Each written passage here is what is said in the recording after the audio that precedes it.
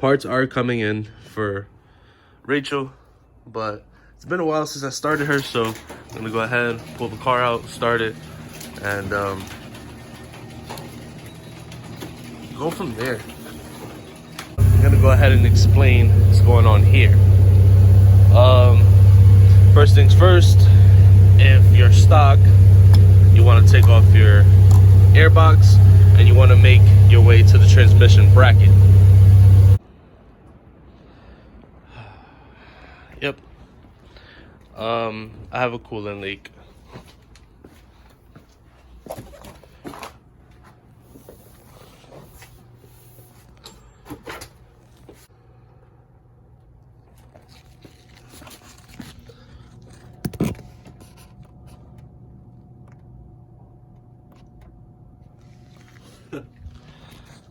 So, back to the drawing board. What is good, YouTube, and welcome back to another video. Finally, you guys are getting the Accord content that you guys want. So, as you see in the last clip, my thermostat housing is leaking. So, it took me some time to actually get this, because I think they were on back order. But I went ahead and I bought the Coolant universal swivel neck, which is pretty much the same piece as that, but this is actually gonna last, and I have warranty on it. That was like a one-time 30-day stuff, so I'm gonna go ahead and disconnect everything. I already got the coolant drained, gotta disconnect the upper hose, that lower hose, and I could probably do it with the radiator in the car. All right, guys, if you guys are interested in this kit, here's the part number. This works for 20 and 24. So here's the main swivel piece. Comes with a thermostat, K-tuned, embroidered.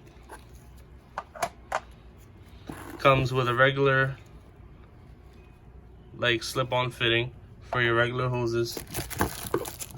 Teflon tape, the back piece that bolts onto the motor, and hardware supplied with a block-off plate. 2 block-off plates.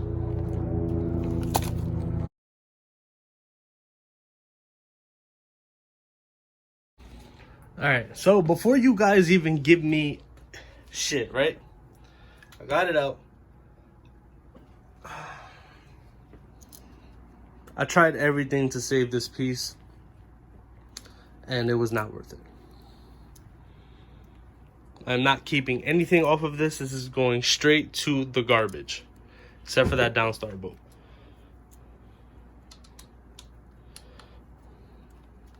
Whatever. So I'm gonna go ahead and assemble the new one on camera and install it. Then put the coolant in, put the fans in, and push it out and bleed it.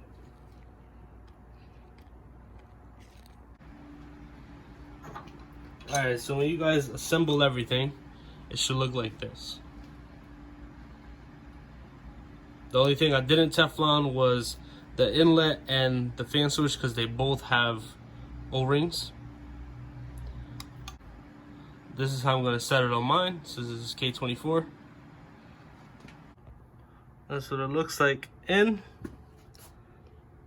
Just like how it was before, just now I know that it's actually going to seat better because of the way like everything went in. So I'm actually really stoked about that. Now I gotta put my fans on and take all this stuff out so I can start bleeding it. Man, she starts after like a month.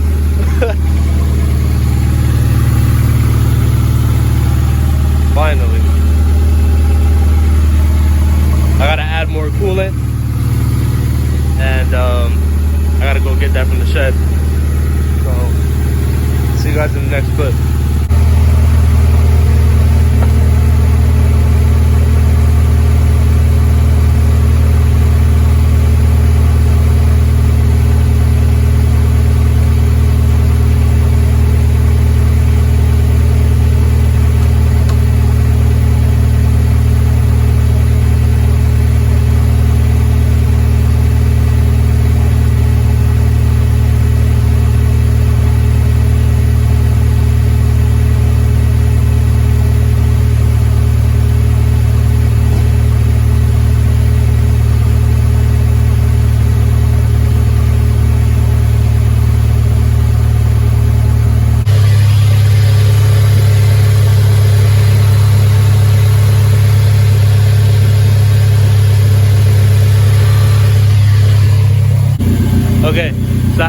issue.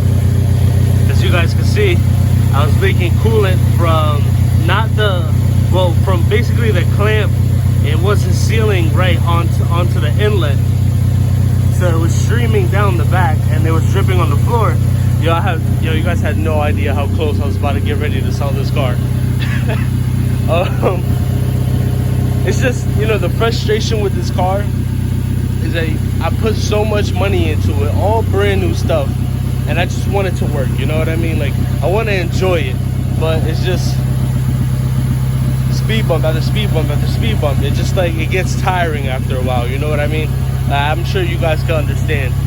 But so far I don't see any drips on the floor. I'm still gonna let it get up to temp and everything, and trying to bleed the coolant too.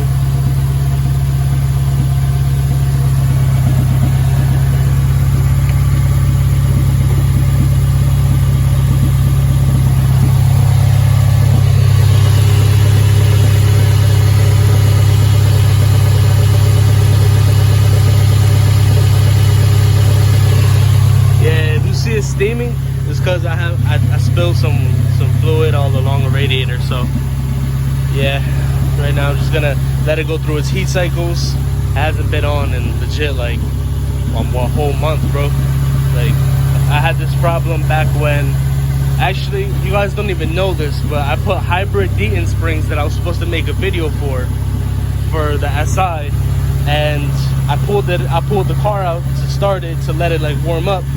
And I seen the same thing happen, but it was coming from the housing. That's why I changed the whole housing from basically a China one to a K-tuned one. So cross my fingers it solves my problem. If not, I'm going AN lines.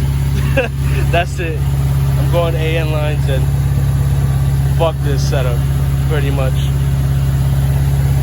Tedious thing about heat cycle, you have to let the car cool down in between everything, especially with K series. And as you can see, I already got the jack, try to get it high enough. This is not even high enough for it, but mind you, we're only in heat cycle 1, so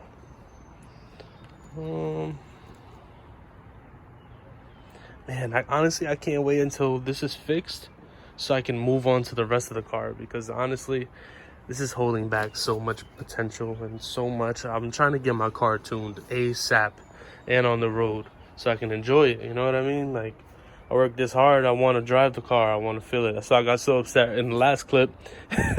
Don't worry guys, I won't sell the car. This car is mine. We have a love-hate relationship sometimes, and I'm sure you guys understand that. That's good. But one thing I have to do in this car is put a clutch stop.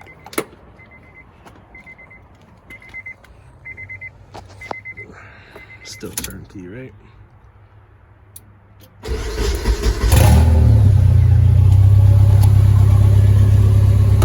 Like money.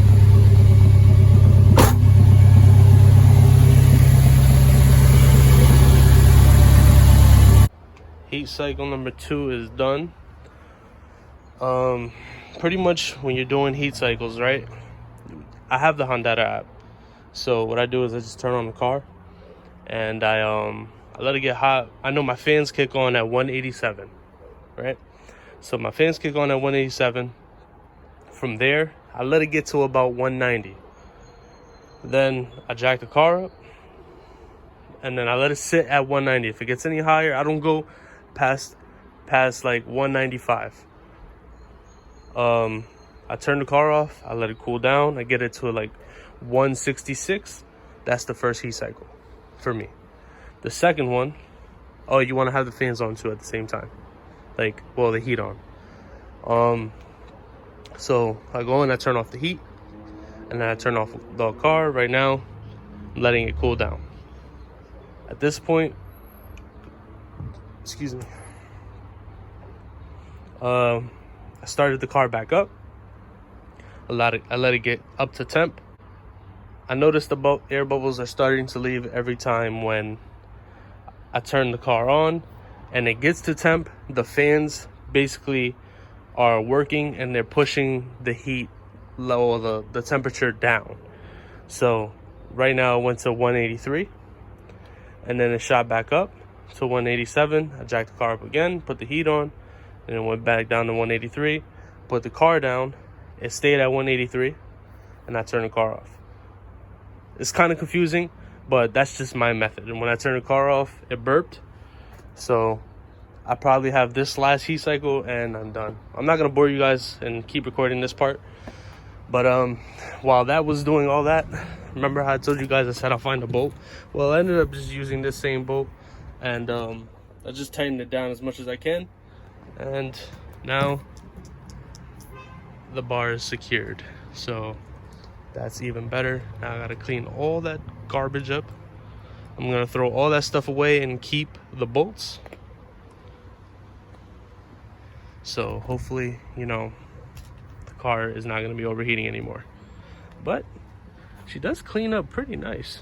Honestly, I can't wait to paint the fender and the bumper that I have it all one color again. Oh, and for your information, the brakes did work. It grabs a lot stronger now. So the car is bled, and now we can do more stuff to it. Finally. Thank God. But if you guys are new here, do me a favor, please like, comment, subscribe, and tell me what you guys think about the build. Let me know what you guys would do if you had one. Or if you're building one and you need help, reach out to me. You know, I'm always here. I'm just a regular guy supplying information to you guys, man. That's all I am. But this is definitely a first start into the right direction. So do me a favor, guys. Like, comment, subscribe, and I'm going to see you guys in the next one. I'm out. Peace.